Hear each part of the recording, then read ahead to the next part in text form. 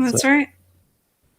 So we are set up here with tech galore around me. I got the phone on the game, so I can see if Scott will be happy or sad here in about 15 minutes because his Sparty is playing, and they're playing Duke in a tight one, I think.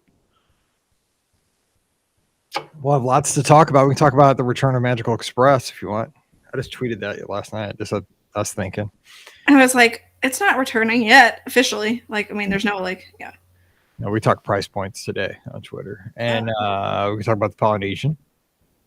Yeah, I mean, it's interesting what they're doing there. I mean, it's also interesting that I tried finding the official press release and couldn't find it, so they must have sent it out some way other than what my official. Hang on. Oh, hey, it's that Skype sound. Yep. I haven't heard that in a while. No, I got that turned off too. Hang on, it shouldn't be ringing like that. Let me check that. Where are the settings on here? So I was trying something new tonight, and that might not work. Gotcha. I haven't even asked for calls yet. Let's doing that. Let's see. Notification settings. No. Kokomo, Indiana. Nope, we don't want calls yet. Nobody call, please. Not yet. Mike's still trying to figure things out. Not yet. Let me turn that off. Let me turn off the sounds. I have the sound all the way down. Yeah, the sound all the way down. But this little button that says in-app sounds will let me turn the sound off. That's what I want. Huh. Why would there be a button if I can't turn the sound off? Right. All right, well, we'll do it the old way. That's weird. Make sure I log out of here. Sorry, we'll get started in just 1 second. Let me see here. How do I log out of this? I want to upload a photo. Skype is such a pain in the rear. Chats. Mike Rollman. Hey, Brian? Sign out. There we go. Where's Daisy? Okay. Sign out, yes. Oh, that was a good idea. Okay, that was a good theory. That's why I hooked this up, so we'd be ready to go. So let's see, got that. Let me run Skype on the MacBook. Oh, nothing. I'm getting ready to record. Thanks, babe. Thanks for your patience, everybody. We are going to get a crack in here in just a second. So we get Skype powered up here so we can take your calls. There it is. And make sure, because I know how to do this. Let's see, go to sounds. Choosing the USB audio device. Perfect. Let's make sure Rikki can hear. Go to system preferences. And sounds. Input is USB. Output is USB. Business. And we got that on mute so we don't hear that annoying sound because that sound drives me crazy like nothing else. Okay, let's do this. Yay! Here we go. That was a little March Madness for us. Yes. By the way, Riley can know Figgy's doing fine. He's up on my shelf. And Daisy and him have made up, yes. Riley's in Mizzou. Wrong one. Oh. Huh. Okay. Oh, let's see. It's a 2-point game. Scott's probably losing his mind. It's a 2-point game. Sparty's down by 2. Uh-oh. 7 to play. Okay, here we go. By the way, I saw a Facebook video the last time I think we did one. It was like 2019 from my old house. It was so funny, me and you. Like doing the live show. It's hilarious. Oh my gosh. I retweeted on Facebook yesterday. That's funny. It was hilarious. Okay, here we go. Well, hey, everybody. Happy Sunday night and welcome to the BOGP Open Line. We are recording live here from the BR Guest Podcast Studios in lovely St. Peters, Missouri. That's right. It's March Madness. We have taken out the entire state of Kentucky. We took out the Wildcats, and we've taken out Murray State. No, that's not our university. I just happen to live in a town called St. Peters, but St. Peters University is the talk of March Madness. That would be the equivalent for Disney fans that don't know anything about basketball. That'd be the equivalent of, let me think, Journey into Imagination being the number one attraction across all 4 parks. Ah, there we go. But wait a second, though. There's a tie into that, and you just heard her. because of maybe the one or two people on the planet that could be true in her bracket. It could be our co-host tonight. It is not you, me, and Scotty G, because his Spartans are currently playing in the NCAA tournament right now. It's a 2-point game. We have Rikki. You know her from the mouseforless.com, host of the Be Our Guest podcast. Rikki, happy Sunday night. What's going on? Long time. We haven't done this in a while. I know it hasn't been me and you in a while for this. So it's fun to be back on a Sunday night. I'm pinch hitting today. So it feels good to be a pinch hitter. And no, it's been a great day. I've been hanging out with Brian. For those who maybe saw my post online, today is our official meeting anniversary. So we met 19 years ago today, which this means that I have now known Brian as long as I haven't known Brian. So that's a really scary thought. He's been in my life now as long as he hasn't. So yeah, it's kind of, yeah, thank you. Applaud for that. Yeah, that's good. That's good. So, yeah. Today's actually, I saw on Twitter, today's National Proposal Day. Oh, so when I saw that picture, I was expecting to see a shot of you guys at Chef Mickey's too. Chef Mickey's, yeah, no. Just a dating anniversary. Well, our first date is actually on the 22nd. So, but this is actually the day that we met. So yeah, it's kind of cool. And we went out and got ice cream at Minchie's. So that was nice. Well, see, I felt bad because I asked you just blindly, if you could sit in because Scott was not going to be here because, I would not ask anybody who's a diehard sports fan to do a show during their team's game in the playoffs and stuff. Just you guys know me in sports. So I asked you, but then I saw the post this morning as I was scrolling through and I was like, oh my God, did I ask Rikki on her anniversary? And she said, yes. I'm like, now I got to take it back, but she said it's okay, and I do need a co-host, so maybe I'm not going to take it. So I was all day I was confused, but then I thought it was kind of like you met first kind of thing. We did. Our official first date was on the 22nd, so we're going to go, as far as I know, we're going to go to the place where we had our first date, which is Longhorn Steakhouse. So I think we're going to go there. Now, I can't go to the second place that we went on our first date anymore. It no longer exists. It is not. It is actually Blockbuster. You're old. We went to Longhorn for our first date and then went to rent a movie at Blockbuster. And that was our first date. And I remember the movie. The movie was Mr. Deeds, by the way. Mr. Deeds. I don't even know that movie. I remember going to the movies one time and seeing Mr. Holland's Opus with a girl. But. Oh, yeah. No, it was a movie with Adam Sandler. So, yeah. Oh, my gosh. Not a great movie by Adam Sandler, but it was a movie by Adam Sandler. So, it was the least offensive movie at the time to watch in a weird way.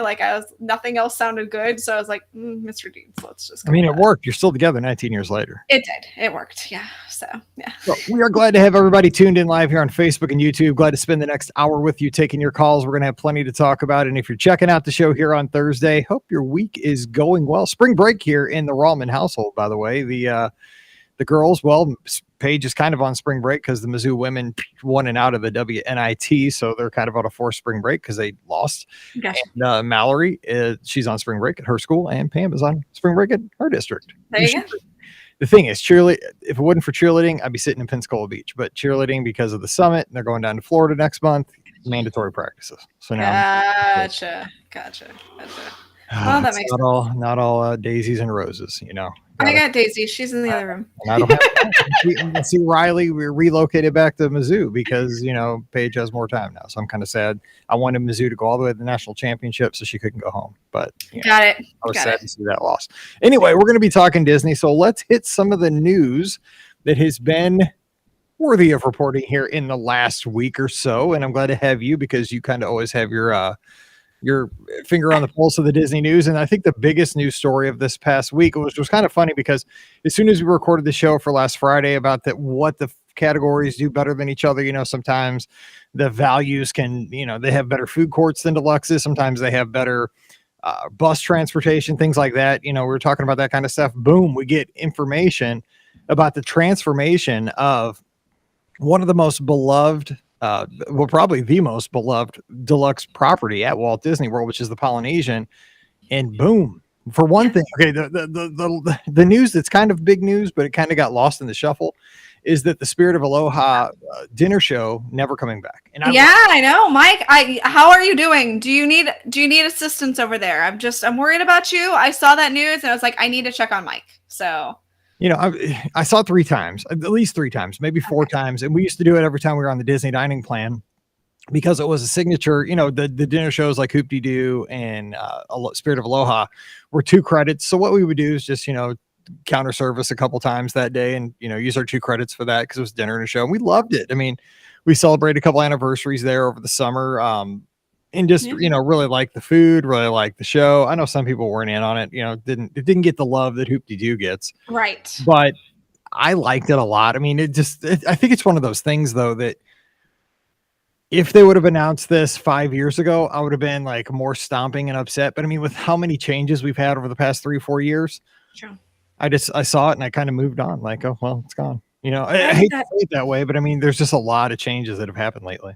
Yeah, I never actually saw it. It was like one of those things that I was on the list of like, maybe someday I'll get to it. And I guess I did not. So look, there's one thing I didn't do that Disney offered. Whoops. Oh, well.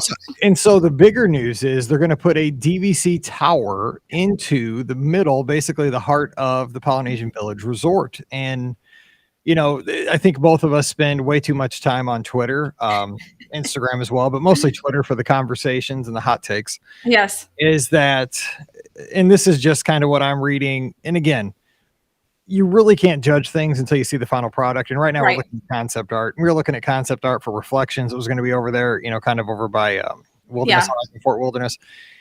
It didn't look, it doesn't have the spirit. It doesn't have the Spirit is good, given that it's going to replace the Spirit of Aloha. Yeah. On the grave of Spirit of Aloha, but it's one of those things. It doesn't feel like the heart, But I think people go to the Polynesian because, I mean, to be honest, like when I'm at the Polynesian, and I don't stay there often, but I go there often because I eat at Kona, and I'll go. I just like to hang out there. I like to pass through on the monorail. Right. And I mean, I'll be honest, like I'm such a geek with Disney that I feel like even the wood the buildings are made out of is thematic. Like it just seems with the browns and the oranges and the rust colors, like everything there feels right. And a lot, I saw the memes and stuff of people posting like, a courtyard by Marriott, with a little, a couple tiki torches on the outside in the middle of the thing, which I know it's not going to be that. And I know that DVC is something that Disney's going to continue to build because it's a revenue producer year after year. It's just it's something that's almost automatic revenue for Disney. I get that. And they're a company that want to make profit. I don't know. What did you think when you saw this? I mean, I think it's inevitable, but we've heard rumors of this happening at least 5 years. Oh, yeah. I'm honestly, I am a little surprised that they went with the tower. Just because, it is the Polynesian and, I thought that they would probably choose, something else, but, okay, we're going with the tower. Now it'll be interesting to see sightlines, how that goes for inside the park. Cause that's kind of one of the things that, they try to avoid. And that's partially, I think, why they didn't have a tower there, because they, the sightlines into Magic Kingdom, it definitely, you'll see it. So that will be very interesting. I kind of agree. Here's my theory, or here's my thoughts. So they just redid like a bunch of things at the Polynesian as far as, they redid the Port Cochere, they redid the monorail, and they did such a fantastic all the rooms. Well, the rooms, yeah, exactly. And they did such a fantastic job on those kind of upgrades. They really kept it with the theme of the hotel. And you're right, this sort of fits. It feels a bit like a sore thumb. Like it's kind of like, well, it sticks out just a little, maybe. Well, and again, this is concept art, so it's hard to tell if they make it more fit what they just did with the updates to the Port Cochere and the monorail station and everything else. And if they make it feel like that, then yeah, I think it's going to be fine.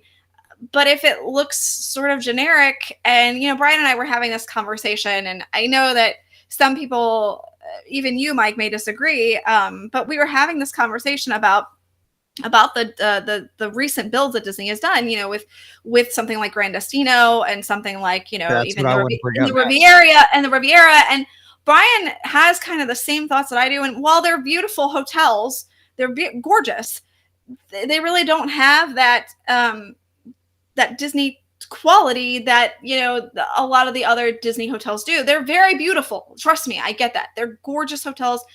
But we were talking and they really do feel like Hyatts to Brian. And that's kind of why he doesn't necessarily think about staying there, because he works in a Hyatt and it's just a fancy hotel, to him. And so that was a conversation that we were having over the weekend, was the fact that, it's they're not really standing out and they're not using those Disney touches the way they used to. They're using them in the sense of like, they'll put up a picture of Mickey Mouse or Walt or, something like that. But the thematic portions of it, he actually said he would prefer to stay at the original Coronado versus Grand Destino, just for that reason, because at least it feels like it thematically, like it fits a little bit better versus, the tower, which again is gorgeous, has all the appointments and amenities that you could imagine, in a new hotel build. To us, in a weird way, it does just feel like a new hotel build, So let me ask you this. This was going to be my follow-up question. So, I mean, that's what Brian says. I feel that Coronado, and I did not feel this as that thing was being built, because I stayed there often when that thing was being built, and I would run every morning. And I mean, I watched it get built for over 2 years, and I probably stayed 3 or 4 or 5 times while that thing was being built, and it was a mess. And they had that lake kind of partially drained, and you saw them, building it and everything.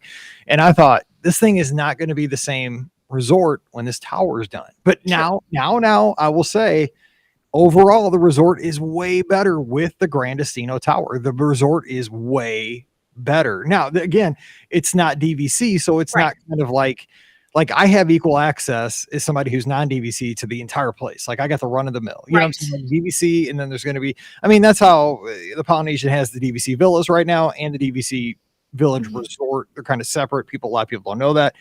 This is going to kind of be that same case, but I don't know. I mean, I think that, I trust Disney. They really don't have a lot. I mean, the Riviera is not an ugly tower. I mean, I thought it was going to be uglier. It looks kind of, I mean, it's not beautiful, but it's not. Again, he feels like it's just kind of not sterile, but just, it just, there's something missing for him. And I get it.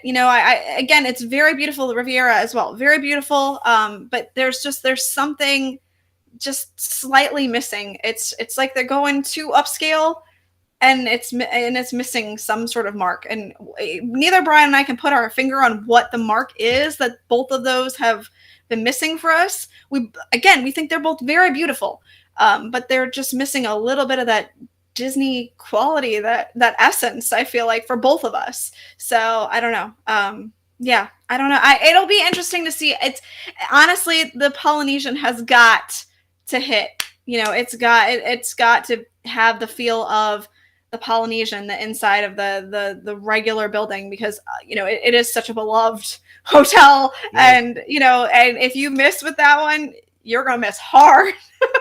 So I mean, let's take a look at something like the build that they just did with Wilderness Lodge, and all the DVC, the cabins by the water. Those all kind of fit really well. You've got, I mean, even back in the day, you've got Boulder Creek, that's how building, like, they still fit what the main building feels like. I feel like if they can fit what that main building feels like, then they're fine. But I lately they haven't really been doing that. So I guess that's what a little bit of my hesitation is about. All right. We have our first caller of the night at 407-413-9395. Thanks for your patience. And who's joining us? Hi, Mike and Rikki. This is Sarah from Indianapolis. How are you? Hey, good. How are you? Doing well, thanks. Glad to have you. I was calling because I missed last week's show, wasn't able to call in, but I wanted to talk about some of the new changes that are happening over at the Boardwalk Resort with the addition of the cake bake shop that is coming to the Boardwalk area. Yeah. Okay, so you probably go there, right? Because this is an Indianapolis-based restaurant, correct? It is, yeah. So they have 2 restaurants in the Indianapolis area, and I think it's going to be really fantastic. And I don't think people really understand what is about to come in for them. I'm actually shocked that it's at the Boardwalk. I would have thought that it would have been at the Grand Floridian, because it is very much like glittery and pink and beautiful. And I can really see it. I can really see it almost becoming like a competition to, or like an adjunct to Gideon's with the type of cake and things that they're going to be serving. So I think it's going to be an interesting area that they're putting in. It very much fits in Disney. I didn't think necessarily the boardwalk, like I said, but I think it's going to be a great addition. So, because we come to Indianapolis quite often because we used to have friends there. We used to visit a lot up near Fishers, kind of north of town, and we did the live shows there for Give Kids World, and my daughter cheers every year at the Jam Fest down at the convention center. And I've never heard of this place, but I now want to seek it out because I want to check it out hopefully before like it goes into the boardwalk because it sounds wonderful. So I'm assuming the place in Indianapolis is the same. So it's a table service, like full restaurant where you get just normal food and it's also a bakery, or how could you describe like what we're getting? Yeah. So it is a table service restaurant. It's actually really hard to get a reservation in it unless you book out a couple months. People usually use it for like special occasions for their daughters, for young daughters' birthdays, or like, things like that. You see a lot of little girls in princess dresses when you go there. Oh, man. So that's perfect, right? Yeah, exactly.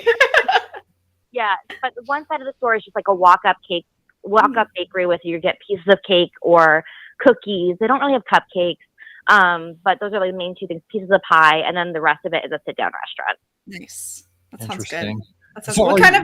Oh, I was going to say, like, what kind of food do they serve as far as the sit-down restaurant is concerned? Yeah, it's mostly like sandwiches, salads, soup. They have a few entrees. It's really good. I'm wondering if they're going to be, like scaling it up as big as that area is over there, or if it's just going to take up a smaller portion of the area. I'm not really quite sure what they're going to end up doing with it. Yeah. It's pricey. It's for the pieces of cake. It's like $15 or $16 for a piece of cake. The soups and salads are like in the $15 to $20 range. The entrees can go up to $25 to $30. They have like really nice drinks and stuff too. It's a special occasion kind of place, like a fairy tale princess tea party kind of thing. Gotcha. Sounds I get perfect. that. It sounds perfect for Walt Disney World. I mean, think about the market they're going to bring in right there. I mean, that's exactly. I mean, that's like a match made in heaven. You have the built-in market, and people don't bat an eye about paying $15 for a slice of cake down there. True. No, absolutely. And so I feel like this might be an area that, if they are taking reservations, I'm not sure how they're going to end up doing that, but I could see it very much being one of the hot reservations to get, just based on how it is here. But they're taking away my ESPN club. Yes, this is true. Poor Mike. Poor Mike. Not there's going to be much sports played in there, But hey, I remember back in the day taking my daughter, my youngest, to the American Girl doll store, and we sat in the little cafe, and the little doll had a high chair at our table as we ate ice cream. It was an experience, and I can imagine I can do this too. That's what it is. This is very much an experience place. I think.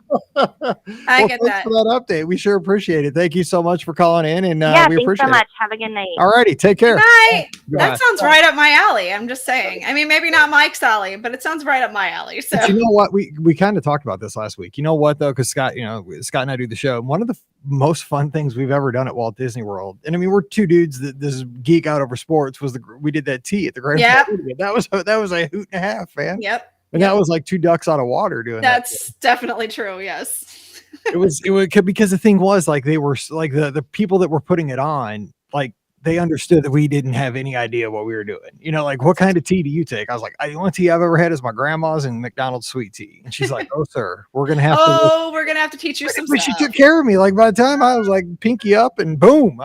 There you go. That's good. So here we go. All right. We have our next caller on the line. Looks like it's Alfred. And Alfred, just by the way, before we get to Alfred, Rick, just for the record, he's always asking for you on the live shows, Ricky. There's that. Alfred, happy Sunday night. Alfred. Hi, happy spring. Happy there spring. Yeah, Yay! We survived the winter, baby. Yeah. It's over.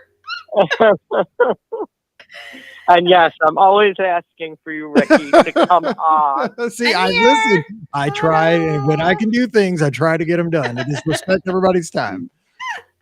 Now we have to get Pam on. Oh, that's going to be a lot harder. Trust me.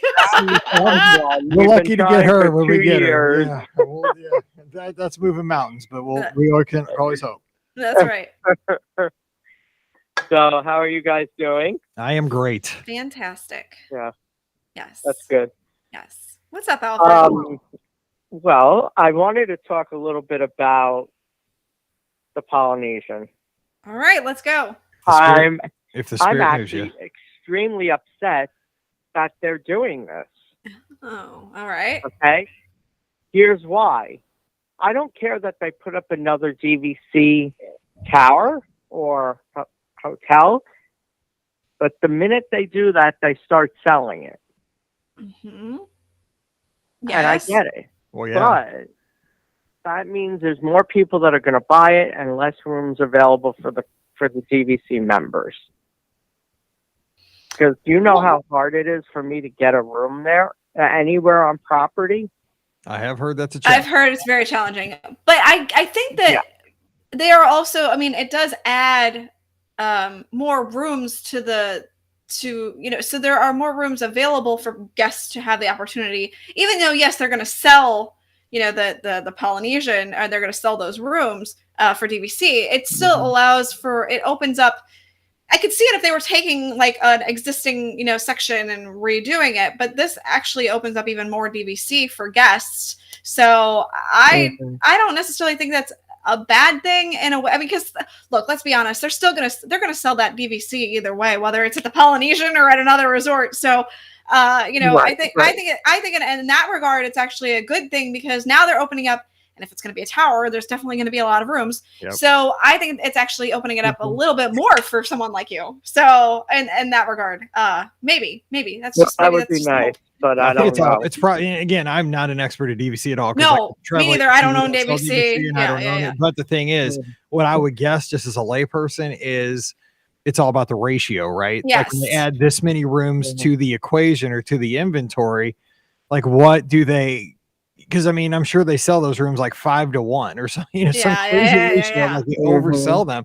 Because I have heard that at least for the last 5 years, that as a DVC member, it's ridiculous. It's impossible to get things, that you're looking for, when you want them. And I think that's a crime, because you're paying for it. Because you're buying in at the highest level with DVC, that you should be able to get the rooms you're looking for. That's just what I've thought, just as a fan, and I don't know much about it. Yeah.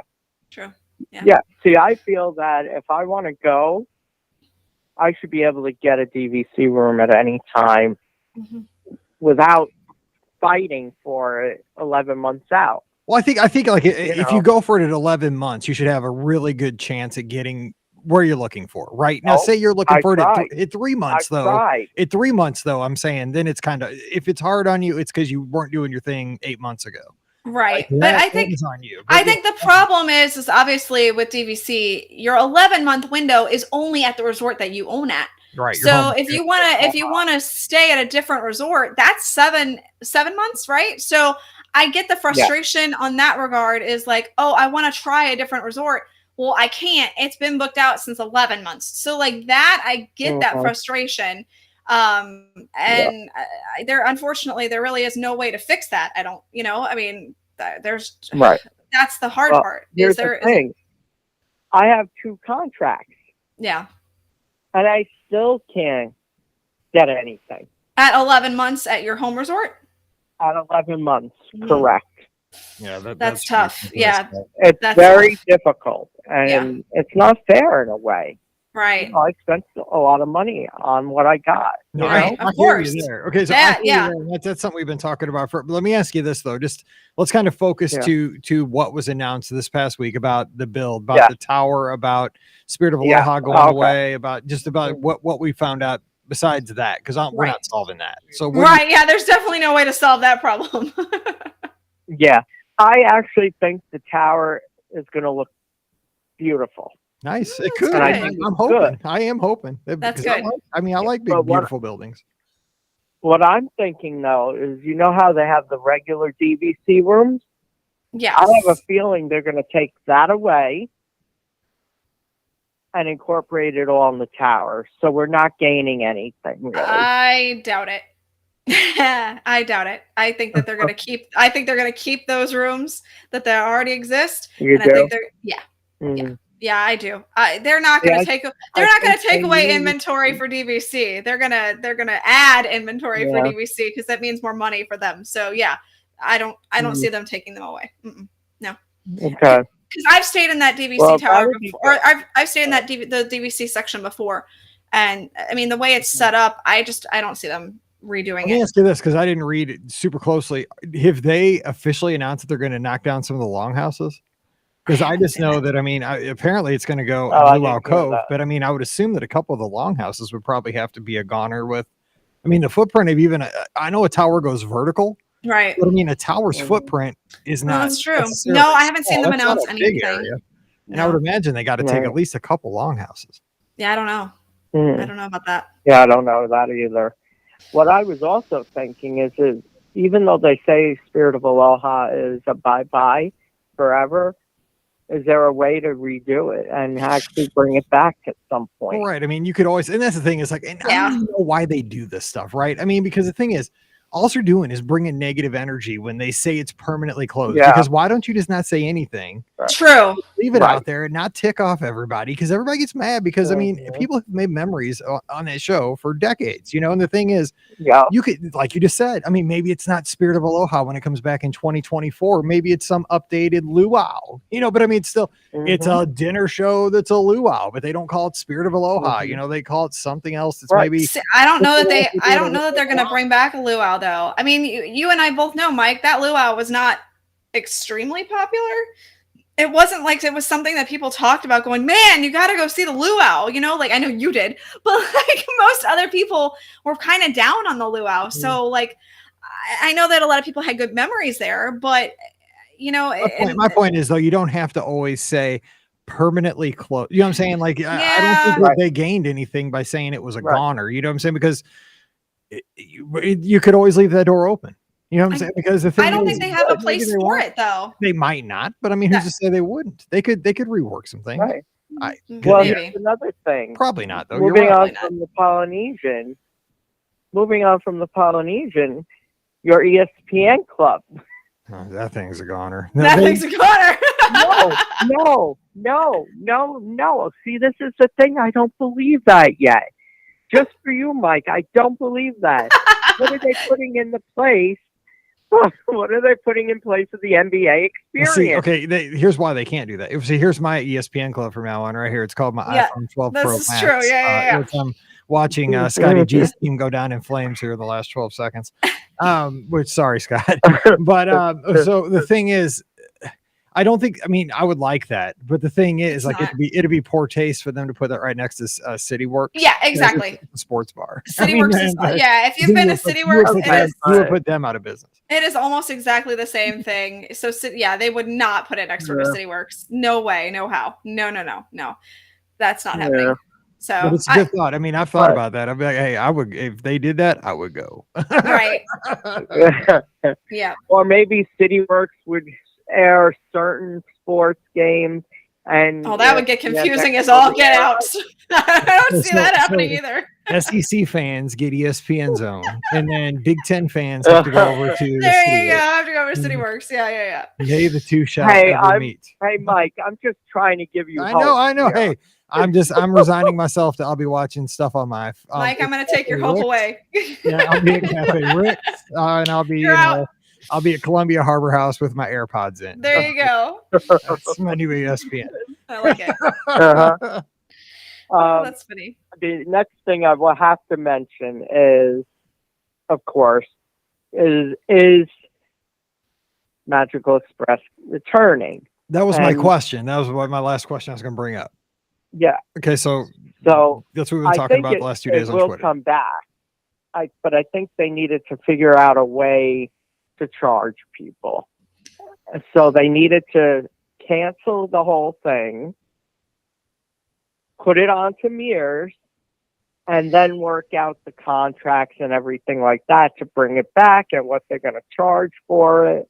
Because I think it'll still be done with Mears. I think. Well, I see. Here's the thing: if they had if they had wanted to have Magical Express, I mean, look, they announced it well in advance that it was, ending. They would have figured out a way to have offered it before. They actually ended it. They would have had a plan in place, even if it was charging people. I I think that they were trying to see what they could get away with, and I think it might have bit them in the butt. I think that they thought that this wasn't Yeah. going to be such a big deal, and I think the surveys they're getting killed. I'm sure they're getting killed on the Yeah. survey. Yeah. way more than they were expecting. So I Yeah. think that they're actually. Yeah. I think this is like in the very baby steps of exploring it. Which- if this came Yeah. back, I would guess it wouldn't be before 2024, 2025. Yeah. Because here's the biggest problem with this. This is the biggest problem. Labor. Right Yeah. now, I mean, labor is the issue with Yeah. everything. And this is a hugely labor intensive Yeah. undertaking. Even if you go with Mears, if you've been down there on a Run Disney weekend since the COVID restart, I mean, these bus drivers, they're really hurting to get enough drivers and buses. And I mean, they're coming in from all over the country for these weekends to drive these buses. And I mean, this is going to be a 24-hour thing. And then the thing is here, and this was the conversation we had all day on Twitter, was more than the shuttle ride from MCO over to your resort and back. The thing people really loved about Magical Express was the luggage handling. Was checking your bag at your home Right. airport, that bag showing up in your hotel room, and That's then true. at the end of your trip, Mhm. especially this was even more. People kept saying, because we had this, I had so many conversations going on today on Twitter about the express airport check-in where you dropped it at your resort, And then trip was over, Mhm. and then you didn't pick it up again until your home airport. I mean, that was like, Yeah. and again, to me, what I said was that was the magical part of Disney's magical. Yeah, this is true. Yeah. It really did. Boom. I mean, because the thing was, when you got to your home airport at the beginning of your trip, as soon as I dropped my bags at Southwest here at Lambert Airport in St. Louis, I could just chill at the gate. Really, my trip had started because Yeah. I sat on an airplane, played on my iPhone, and then when I got to MCO, You didn't have to worry about it. Express never chased the bag down. I mean, I was Yeah. on vacation, and Mhm. that was it. You know, Yeah. things And showed- if your bag, if something happened, I used it. But I didn't use it for luggage really. Oh. Because I learned how to pack and uh, carry it on the plane with me. oh no, So- luggage service was fantastic. It was awesome. Yeah, And it was so was- great. the logistics of that was Yeah. unbelievable because it was so convenient. Yeah, yeah, and like I was saying, Yeah. if your luggage got lost, well, Disney went and found it for you. You didn't have to go find, in a Sure. weird way, like, so you didn't have to panic. There was definitely the panic that happened. You always get that panic when you're waiting for your luggage at the. I mean, maybe it's just me, but like whenever I'm on a plane and have a flight and then I'm sitting at baggage, I'm just like I automatically have that panic of. I hope my bag's gonna come out soon. Like I'm like, please tell me it didn't get lost. So I don't know. That's just me. I always have that panic either way. So, Right. yeah. But And Mike, I commented on the price point, and I felt $10 each way. it's gonna be more than $10. Trust me, it will be more than yeah. $10. With Disney, it'll be a lot more because we have someone at the helm that is ridiculous. Well, I mean, but it's not. How much is it, Mike, to Pay take? back. How much is it for the transport to the cruise line? It's like what, 30? It's $39 per person per way. each Which way. that seems Wow. fair. That gets you to Port Canaveral. That gets you to Port Canaveral both ways. That seems No, that fair. gets you- So that's each Yeah. way. 30, Yeah. it's 39 each $78 way. per Got it. So I mean, but Yeah. still, that But seems if somewhat fair. But remember, if they're doing this, they have to compete with Mears. And Mears is, I think it was 32 It's around 32. round trip. So that's probably what they'll do. So if maybe a Disney little does more. it 20, The price I was getting, and Yeah. I asked this question today, and I had over 100 responses on Twitter. The price that the median price people said they would pay was 50, and I had multiple people say they would pay $100. But you have to think about this though. Mears does not pick up your luggage for you.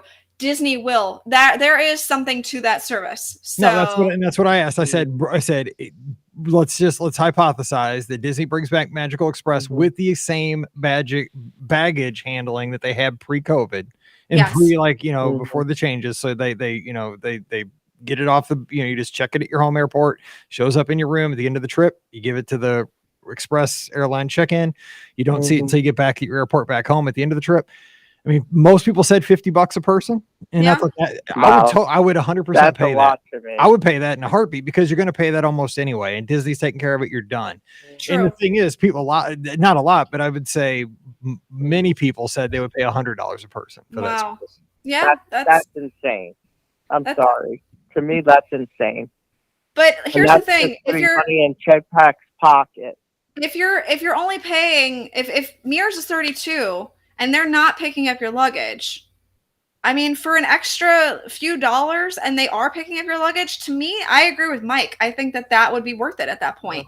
So, I mean, I wouldn't go 100, but that $50, that seems like about the right price point if Disney wants to charge for that. If that's the whole point, so that Disney gets money off of this and charges for it, that $50 seems about right. So Here's what I wish they would do is just, offer it. Just like, you Yeah, can just purchase offer it. Like back in the day, you can purchase the dining plan, you can purchase Genie Plus, you can purchase a park hopper, you can purchase. And you still have the option of taking Mears if you'd rather, or you still have the option of taking an Uber. Sunshine Express or whatever. Exactly. So, Or yeah. Okay, and don't get me wrong, becoming because I feel like I need to say this. I am 100% not happy with paying for things that I didn't used to pay for. I do like paying for Genie Plus when I used to get Park Hopper. I am not about paying for Magical Express when it used to be included. Like I am my, not. My thing is, I don't like paying for parking at the hotels when it used to be. I mean, people saying I'll rent a car, but I also don't want to rent a car and have it for 5 days paying $15 a night at Pop Century when I'm not using it. Exactly. That burns me too, Mike. A lot, actually, a lot. Yeah, that bothers me also. Yeah. Even though I don't drive, but I mean, I know that everything is a business, right? So I would make a business decision. But the thing is, here's my biggest thing, and this is just my philosophy in life, is I like to have the option. You know what I'm saying? Like, give me the choice. Like, let me make the choice that is best for me. Like, don't tell me what to do and don't not give me choices. You know what I'm saying? Like, give me that service. And if you want to be a good company, give me that option to buy your service. But if I don't want to buy that service, it's okay. I can go with a third party if they do it better than you or at a better rate than you. But give me the option. If you guys can provide me a service and kind of make it all in one, that's optimal. Yeah. Well, my thing is too that Disney is seeming to be just outpricing the middle class. They're becoming an elitist company, and that's not good either. So you have to try to bring prices down. Even if you want a service, it has to come down. Did you see how busy the parks were this week? It's spring break. Come on. It doesn't matter. Those people are paying the highest prices of the year. This is true. Yeah. And there's a lot of them. You cannot get a room. You cannot get a room. Mm-hmm. So these rates are affordable right now. Because they're selling out of every room. Really? Absolutely, because they're selling out of every single room on property multiple weeks already in 2022. Yeah. If they were not affordable, they would have lots of inventory. By the way. This is true. And they would have discounts going, which they don't. I mean, and I'm not saying that's right because trust me, I'm from suburban St. Louis. I'm not some elitist guy from New York City, or somebody from Beverly Hills.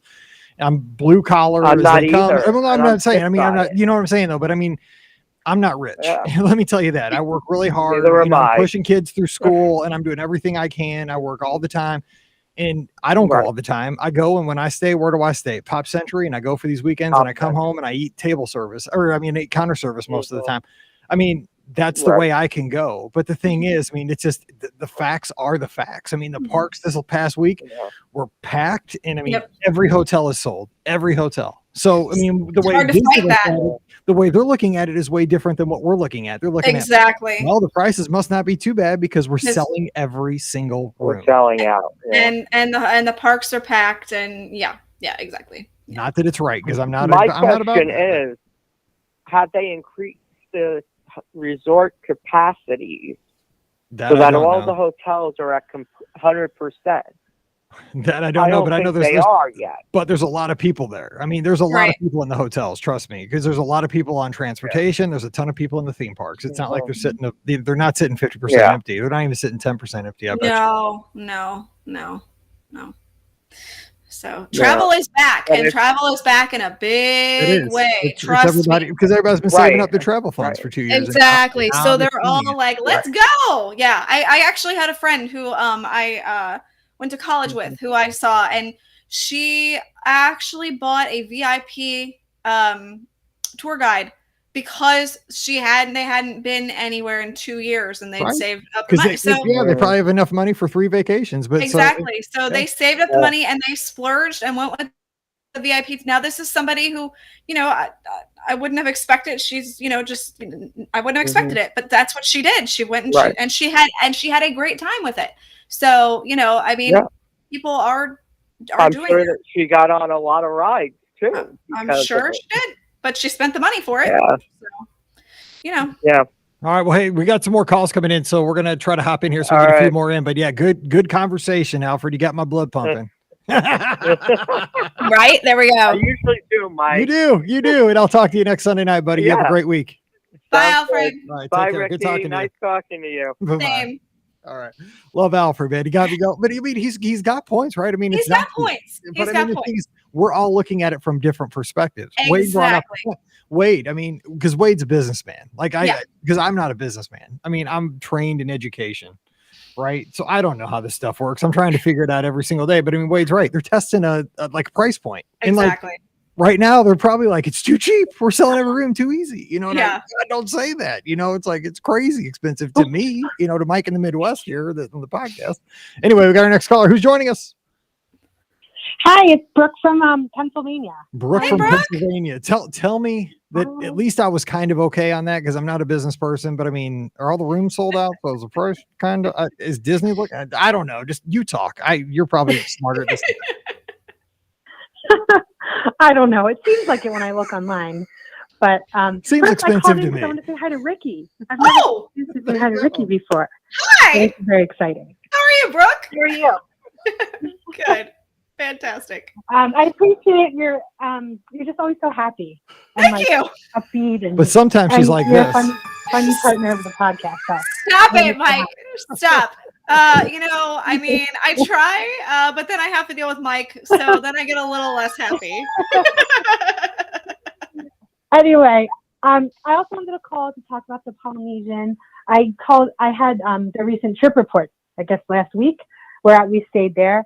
And so I talked to you not that long ago, Mike. Right. But I guess for me, one thing that no one's mentioned yet, I think just how the original, because it's such the original hotel. I think that's for me why this tower is so. It doesn't fit as much as Coronado Springs. It wasn't like in the original. Right. Nobody's like. True. Nobody's like, I love the Coronado. I love it. Walt dreamed up the Coronado. No, not really. And some people might have, and that's fine. But I think because it was like of the original ideas from the parks, and it's tying to Adventureland and one of the original ones. That's for me why it seems so different.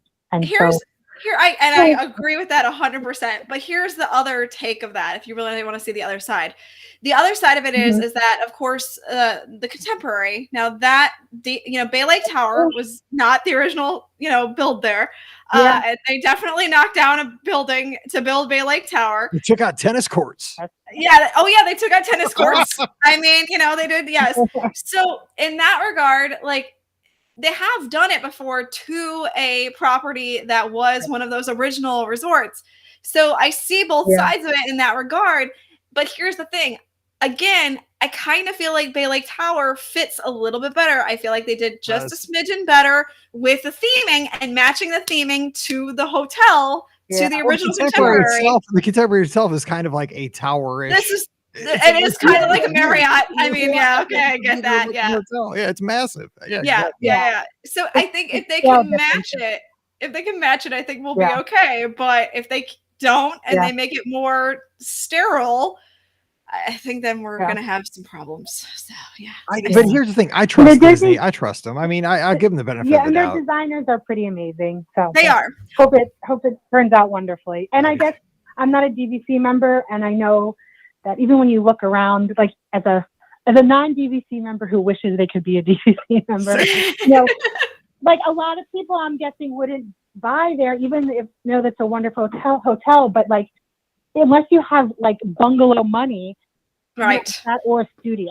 So it makes sense that they would be able to offer 1 bedrooms or 2 bedrooms, and things that maybe a lot more people want to stay in than just studio. True. And then Fa- fa- the other thing I wanted to mention is we recently listened to your podcast about like the different hotel categories and what they offer. And I think a big thing that maybe you said it and I might have missed it, but just the room size at the different levels of resorts is a big factor. And I often travel just with my daughter Kayla, and so for us, your Pop Century could be fine, and but if you have party of 5, the moderate resorts that have larger rooms, and then especially the deluxe, like it just makes a more comfortable experience. Oh no, my family loves bonding. There's 4 of us. The youngest is 14 now. We, 3 girls and myself. We love bonding in a one room at Pop Century. It's nothing like it. You know what that is? That's true. It's right there, baby. No, that must be a challenge for you. Yeah. It is. I just, know what? My we get a 2-bathroom. You know how you get a 2-bathroom unit at Pop Century? Mine's the one right next to the arcade in the main building. That's how you get a 2-bathroom. But the room size is definitely a good point. I agree with that. Yeah, the higher you go, the bigger the room. Yeah, that's definitely better. Yeah. And before I go, I want to mention a friend of mine booked Disney recently for the first time for her family, and the first thing she said to me when we met to talk about it was, "I want to stay somewhere where they're going to take my luggage to my room."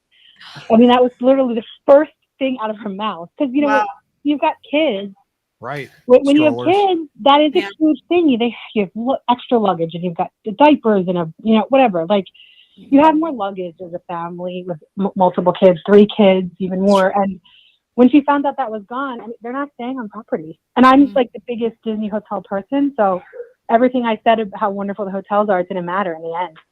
The cost and the fact that we don't have perks like that. That is such a significant perk. Especially people who aren't Disney fans like us. Like, if you know how to get around, that's one thing. But if you're an occasional visitor, the Magical Express was everything, because you didn't have to know, you didn't have to learn, you have to think about it.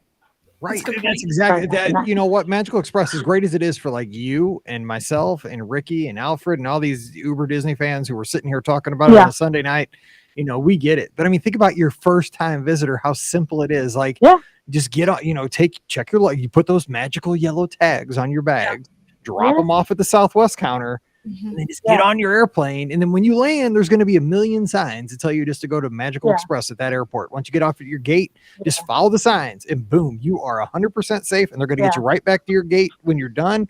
I mean, there is no thinking involved. And now there's a lot more thinking. And it's the thing about Disney is that and it still is for the most part. Don't get me wrong. And I'm not trying to be negative, but they have introduced some stress points. True. The airport is a stressful place for a lot of people, and it wasn't stressful because I was scared to fly forever until about 5 years ago.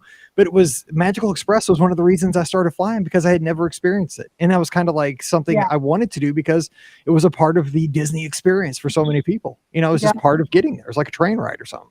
Yeah, that's true.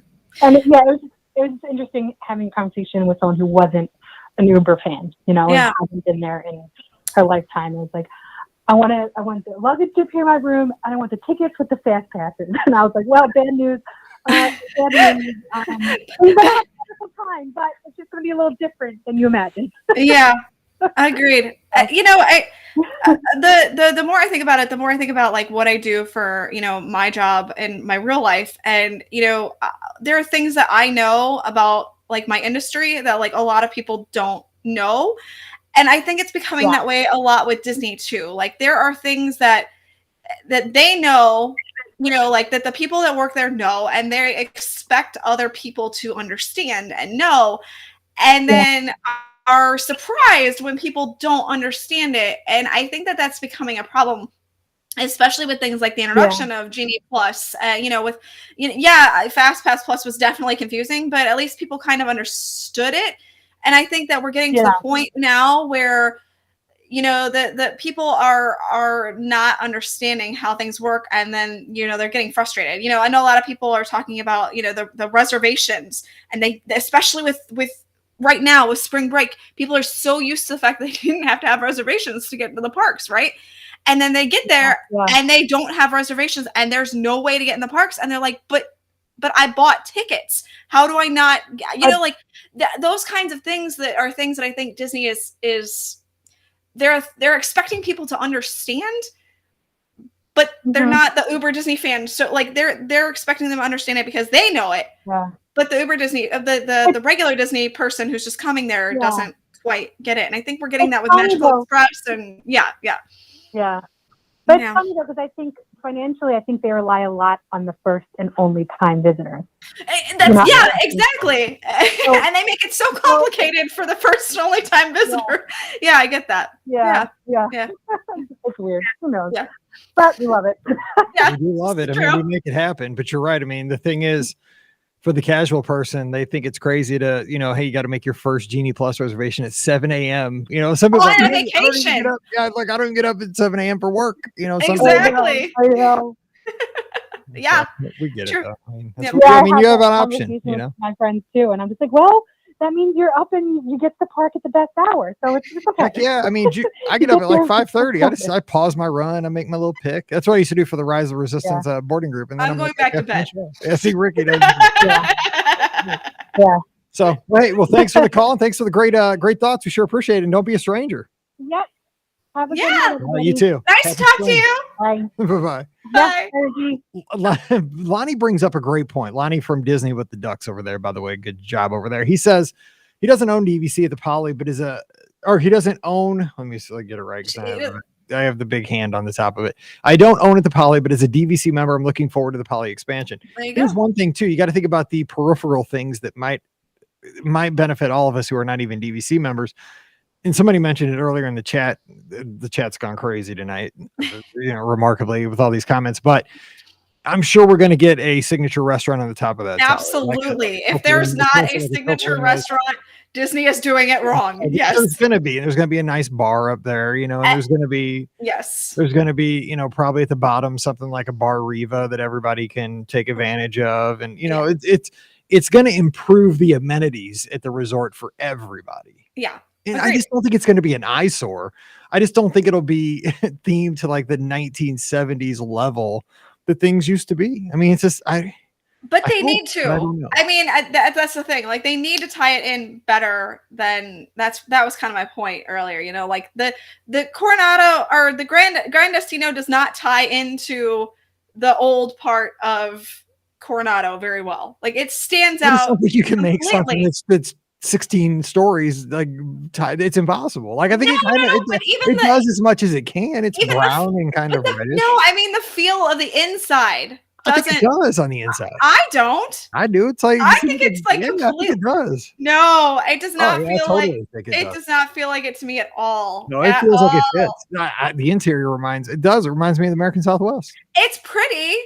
I mean, I lived in the American Southwest. I've lived there. Like, I know you have. See, I haven't. I mean, they don't force like green chilies down my throat or anything. No, trust me, you don't want them to force green chilies down your throat. I think that lobby. Look, having lived in the American Southwest, that lobby area where they have the really pretty wall, that color that does the different colors and stuff like that. That feels like a place that I would have stayed at in New Mexico, 100%. But then I head downstairs to the bar area, and like that feels just like generic hotel to me. So yeah, I don't know. All right, we have another call, but Yo quiero Taco Bell. It's Taco Bell time. All right. I already had it actually for dinner. So all right, that's good. All right, we have our next call tonight. Hey, who's joining us? Hey guys, it's Marlessa. How are you? Hey, how are you, Marlessa? I'm doing okay. Been a crazy few weeks, but I haven't even gotten a chance to call the last few times. But I had to call when you were on, Rikki. I couldn't miss your I'm not being on the call-in show. I'm not doing the shows anymore. I'm out. Mike's out. He's done.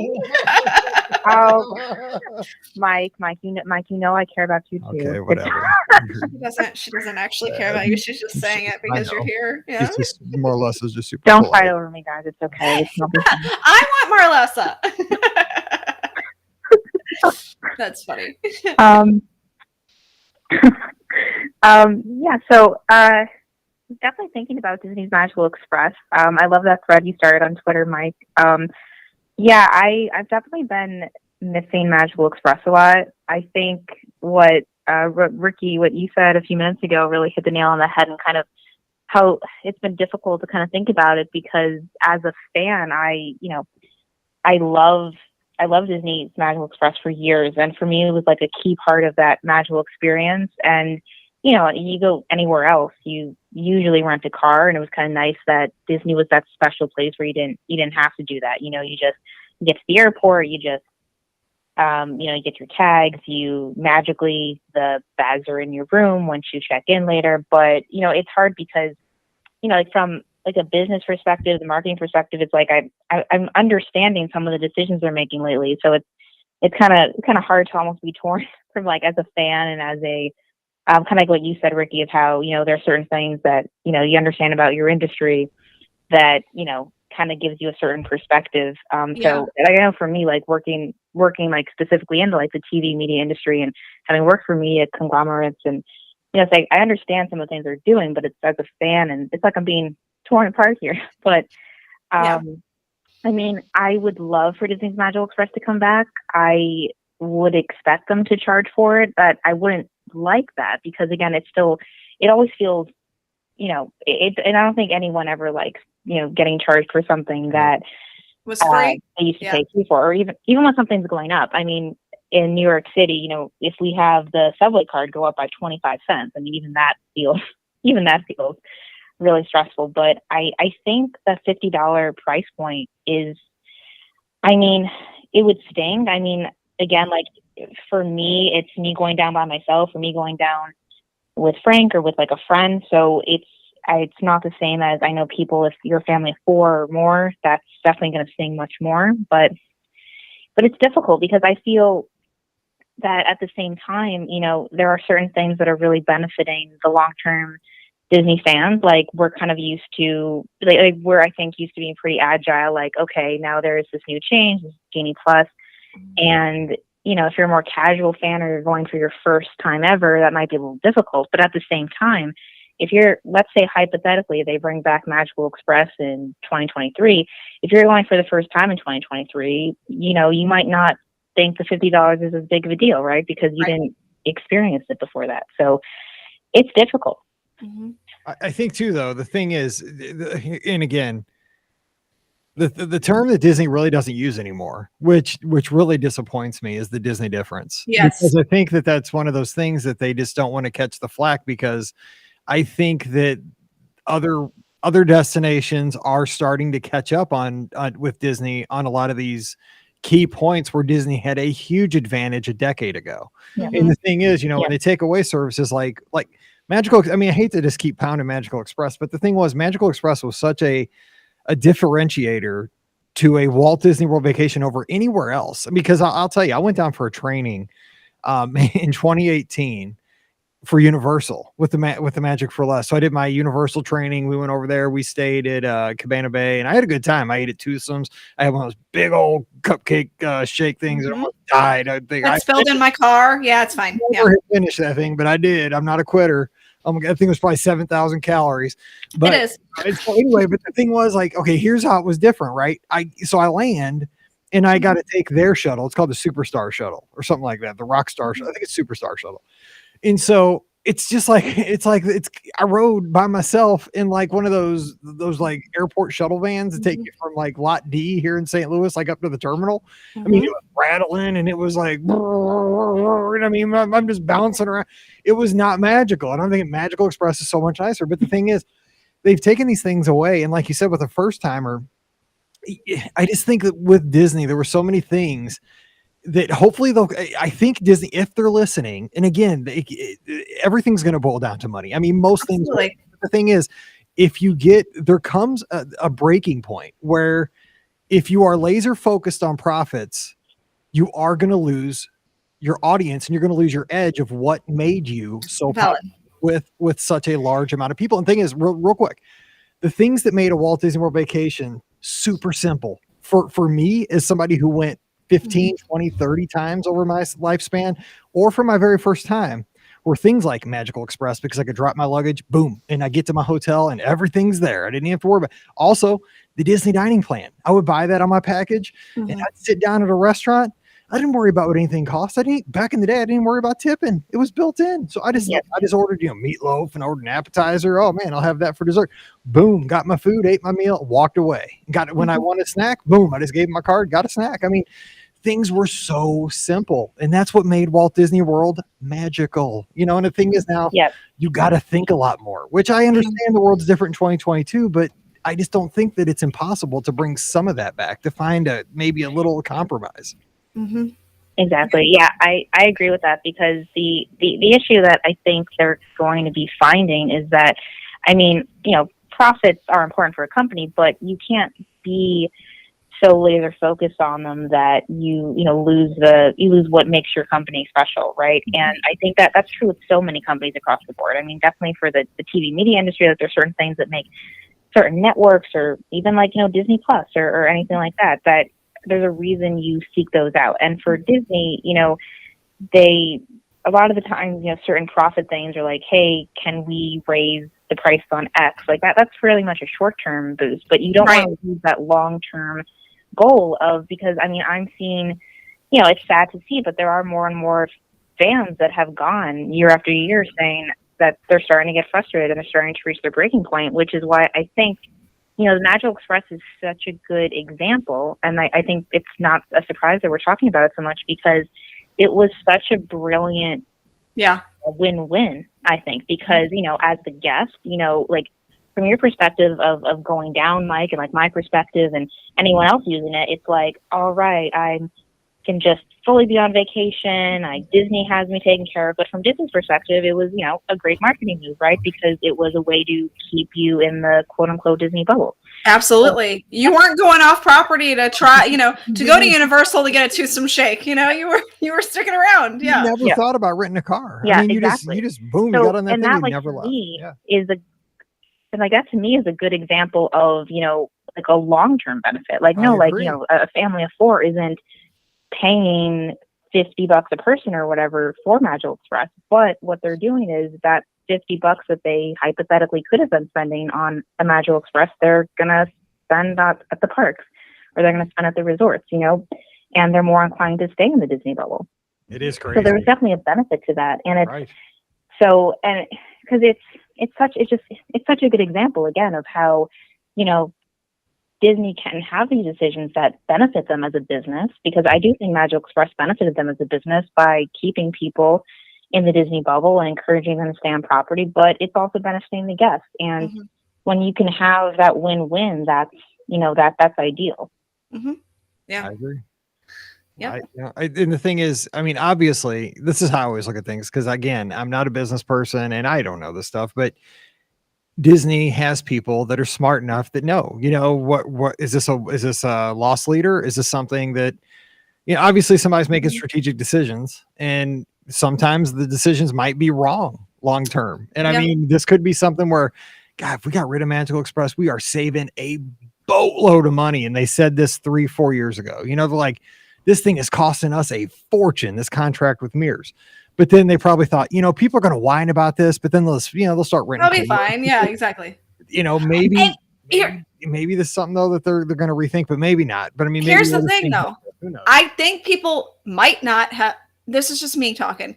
I think that people might have been okay with renting cars if, two things. If sold off their car, if everybody hadn't sold off their cars, yes, that's one. The second one is if they didn't have to pay for parking when they got to the resort, which right. It was like that was like a double whammy. It's a double whammy. You not only have to pay for parking, you not only have to pay for the rental car, but you also have to pay for parking to get, once you get there. And it's not a small amount of parking either cost. It's a very large parking cost per day, and especially when it's something that you like. Okay, I get it in big cities, in places like even here in Atlanta, like if you stay downtown, parking is at a premium. There are not a lot of, it's crazy. Yeah, like $40 a night or something. There's not a lot of spaces. I get that. But at Walt Disney World, it's their property. Like they own there's no reason for them to charge for parking except the fact that it gives them money that they didn't have before. So it's literally like you're just handing them money for free. You know what I'm saying? Like just because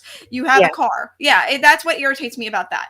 So, I mean, but yeah, I think, if you would, people would have decided to rent a car and drive to Disney instead, but then they get whacked with the rental car, or Again, the cost of the parking. real quick though, that compounds this again. This another thing that compounds the whole situation again is that if you have a ton of people renting cars, then you have more congestion going into the theme parks at park opening. You have all these jams getting into Epcot, at 30 minutes before the park opens, where if everybody's taking Magical Express, it's much more efficient to move 120 guests at a time on a bus than 2 or 3 guests at a time in a car going through the turnstiles where you got to stop every car, show an annual pass, or pay your money. I mean, there's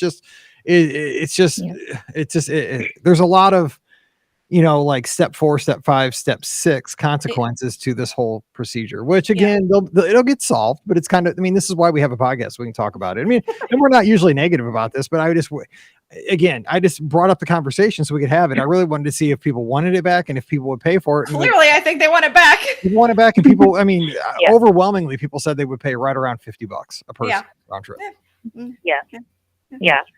Yeah, because I really think, like, as I think all three of us are saying, is that it's really that it's just such a good symbol of kind of what a lot of fans are kind of feeling is changing or they're losing. That there can be these things that Disney offers that do benefit Disney, especially in the long run from a business perspective and from a marketing PR perspective, but also benefit the guests. And like you said, Rikki, there has to be something, right? Like it's difficult to, have to rent a car, and feel like you have to do that, or you have to do a Mirrors Connect, but you also have to, if you rent the car, pay for it. But you also, I know people are still kind of frustrated that, the early entry, I don't remember if they're still called early magic, but the early hours are like a half hour instead of an hour, there's, or how the night hours are for deluxe resorts. And, and everyone has a different breaking point, right? Like I don't rent a car, so I don't personally feel the effects of the pain, but I still recognize that it's frustrating. So everyone is starting to have their little thing, but when it starts to add up, that's that's going to cause issues, especially if it's with people that normally go all the time. Yeah. Too, and think about this too. People up your way, and I'm not calling you guys out, but people up in the Northeast, there's some people don't know how to drive. So that's also true. I'm not kidding, because they're in the city, they don't have cars. So there's people that are adults that never get their license. That's valid. And the thing is, so you get down there, that's not even an option, because you don't even have a license to drive a car. And here's the other thing: there's people from where I'm from that have no idea how to rent a car, because when you turn 16, you get a car. True. Yes. You drive everywhere. Because you've been driving the lawnmower to cut the grass since you were 12. You know what I'm saying? That is how it is. Like, you don't know how to rent a car because you always have had a car. Now, it might have been a clunker, but you never had to rent one. And so, renting a car is, again, it's a stressful thing, because you got to go to a counter, you got to pick out a car, you got to decide, do you need insurance? So I got to have gas in it. Exactly. On roads that you don't even know. Like, if you're from Missouri and you go down on I-4, and if you're from Jeff City or something, or Poplar Bluff, Missouri, out where there's one stoplight, all of a sudden you're thrown into, and I'm making this up, but I'm kind of not. There's people that are probably like, holy crap, this is craziness. Yes. I-4 can be a challenge. Not for, and also not for nothing either, but I definitely, I know people that have children that are around the age of 19, 20 or whatever, and or even just 18. They feel that Disney has been a place where they would trust their kid and their few friends that they can be in the Disney bubble, right, and be by themselves. But it's hard because a 19 and 20-year-old can't rent a car now, and now it's I understand that some people also have various comfort levels with Uber and Lyft. I use Uber and Lyft all the time, but I'll be honest, I still get kind of nervous sometimes, and I do what I can. You can share your information with someone to make sure you get there safely. But I understand there are people, adding on to your point, Mike, that never use Uber or Lyft. Especially from where we are, because I have only ever used it at Walt Disney World. That is the only time. And it is here. Like people use it, but again, everybody here has a Yeah. car. Like everybody has a car, and so there's no reason to have it because we live in the suburbs. And the thing is, like I've used it the year round Walt Disney World, and I feel like real, like New Yorkie. I feel like I should be like on Seinfeld or something. But like it's so like fun, to use. Like we've actually done races. Like with Scott's family, we'll get in 2 different Ubers at the same time, so we don't all fit. We'll get the cheap one, like the small Uber or whatever. But I mean, the thing is, like there's a lot of people that is very, very stressful. It's very foreign for a lot of people. It's I crazy mean, for a lot of people. even here in Atlanta, I Yeah. mean, it's not. I don't use Uber or Lyft every day. know. Like I have my car. I drive it around. I don't use it. So, I mean, I only use it when I go on vacation most of the time too. So that's the only time I really ever use Uber and Lyft. So I've never used it outside of Yeah. Walt Disney World. No. Ever. Mike, all I'm saying is if you get into the New York Marathon, we're gonna film a very special episode called Mike in the Midwest versus the Subway. No, I think there's less than a 10% chance, so I'm not getting my hopes up. But I think they send out the emails this week, so we'll find Mike out. would poop his pants to try to figure out the subway. I feel like so. I'm scared. Yeah. Dude, if I get one, I'm I getting a told him bulletproof I'll be vest. there to help him, but I'll definitely film any reaction. I've never done the subway in New York, but having done similar things in like the tube in England, and having done the metro in Paris, Mike would poop his pants. I have seen too many. I've seen too many Blue Bloods episodes, man. It makes me nervous. I'm just saying. Oh, yeah. Well, I'm 5'3", but I'll protect you. Don't worry. There you go. I like it. No, but yeah, like Rikki, I know like when you went to London, I got that guide together because I love London. For you, I will have the same guide ready for. Yes, have the same guide ready for Mike. He's gonna need it. I'm gonna be like, hey, Yeah. listen, villain. I know Commissioner Reagan, and I will call him. I don't think that's how that works, I'll Mike. call Tom Selleck. I don't think that's how that works. Oh my gosh, I can't wait. Hey, we got to get out of here. But great comments, Marlessa. It was so good to talk to you. Great conversation, and we'll talk to you next week. Yes, awesome. Talk to you guys soon. Have a All good Bye, night. Marlessa. Bye. Oh, that was fun. We'll find out Yes. if they have to run around New York for 26.2. Oh my gosh, I would pay money to watch you do this. Yeah, I This hope is I gonna don't see a New York City rat like Katie says. That would be- Yes, there we go. I mean, seriously, it's interesting using. I when I went to New York, I literally just walked or I used Ubers. So that's pretty much what I did. Yeah, I did not take the subway because at the time the subway intimidated me because I hadn't been on things like the tube or the metro. So I was like, I'm not taking the subway. I don't even get on. I haven't gotten even on the Metrolink in St. Louis in like 20 years because that thing is there's not a way I'm getting on that thing because it's so dangerous anymore. Oh my gosh. I'm taking Wade. Wade is from Nebraska, so he's from the heart of America as well. He says stay above ground. That's the whole There plan. we go. Like, That's the whole point. Yeah. figuratively and Yes. like all the way around. Our plan, 26.2 miles to stay above ground all the way around with that. So that's the plan. If I get in, we'll keep trying. If we don't get in this year, we'll try again next year. But yeah, Rikki, thanks for joining me. It's been a lot of fun. Of course, not a problem. But it is also dinner time for me. So I mean, I know you already ate. But I'm ready for a fourth meal. I know, right? You know what? Yo No. quiero Taco Bell. Yeah, exactly. hey, I'm making quesadillas. So No, see, Narva's Kiero on Taco Bell. yeah, I mean, Anyway, yeah. all right, well, let's close this out so you can get some dinner. So don't forget today's show brought to you by the Magic for Less Travel. Check them out for your Disney trip planning needs. It's complicated, but we'll take care of you. We do the Magic for Less difference, and it's absolutely free to you. We don't charge anything extra. No way. Check them out today over at themagicforless.com. If you mention the show, your agent will be me, and we'll be planning a great trip together. So So check them out maybe again. you don't want to mention. No, I'm just joking. I'm saying, mention the Be Our Guest podcast with caution. Just saying. Themagicforless.com. Please also use our Amazon affiliate link, beourguestpodcast.com/Amazon. That one extra click really does help us out. And thank you very much to our patrons. You guys allow us to keep this show going 4 times a week all around the world. Couldn't do it without you. And our patrons get a bonus show called Mike in the Midwest every week. Join us over there at patreon.com/beourguestpodcast. Of course, this week, if you're smart, you're going to follow Rikki on the social medias at Rikki Nibs. That's RIKKINIBS. Give her a follow on Instagram and Twitter. I'm at Be Our Guest Mike. I'd love to talk to you as well. We had some great conversations about Magical Express and the price points and all that this week. So hop in on that. And if you don't mind, thank you so much to everybody who has left us a rating and a review. Well over 1,000 ratings and reviews on Apple Podcasts. It's called, I think. Whatever it's called nowadays. Yeah. The Apple one. iTunes, Apple Music. I don't. It's Apple Podcasts, I think. But if you have not, and you can find it in your heart to say kind words. Now, if you're going to be mean, just stay off it. But if you're going to be nice, drop over and give us a rating and review on Apple Podcasts. We would sure appreciate that. And of course, if you're listening to us on Sunday night, we'll have a show Monday, Wednesday, Friday for you, just as always. And if you're listening to us on Thursday, hey, future everybody, hope it's a great week. And we'll have a show for you tomorrow on Friday. So until we get back together again, thanks for hanging with us. We'll have another live show next Sunday night, 7 o'clock Eastern, 6 o'clock Central. Hope you can join us and call us. But until then, stay safe, stay healthy, and we'll see you real soon. Yay. You remembered how to do all this stuff. That was fun. What do you mean I remember how to do all this stuff? The live stuff. You haven't done a live show in a while. Oh, and by the way, I'm not dumb. I'm just kidding. Taking calls. I'm joking. So I was talking to Steven at Give Kids the World because I'm running for them at the surprise. Yeah. And hang on, let me save this real quick. I got too many. Let's see. Right, this computer, desktop, be our guest. Nope. Can't call Scott tonight because he'll be mad. I get it. Let's see. Let me save this. Oh, wait, that's not episodes. Live show. Was today the 20th? Today is the 20th. I almost said, I don't know. And then I remembered it's my anniversary, so I better know. 2022. Edited because we didn't have any mistakes. Okay. Yeah, he said, because I told him I want to do another fundraising show. Yeah.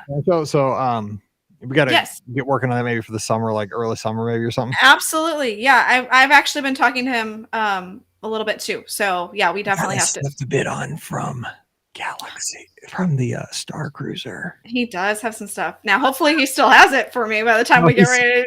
I know he said he had it though. I was talking to him this week. That's why I said I knew I had some good stuff coming from him. So yeah, Star Cruiser stuff. Yeah, we might have some Star Cruiser stuff to auction off, which is pretty cool. Yeah, me and you and Pam have to talk about when we're gonna get together to do this because I think we definitely need to. I find your lack of faith disturbing. I don't know. Yeah, thank you. I don't know if, what you're thinking, but I'm thinking like May or June. So fine, probably. Well, probably not May because I know that's probably gonna be really big. So probably early June. I'm probably going on vacation the first week of July this year, and I'm probably going to Disneyland. Are you really? I think. That's exciting. Yeah, hang on. Hang on. Don't go anywhere. All right, everybody. Have a good evening. Bye, guys. You don't get to hear the fun.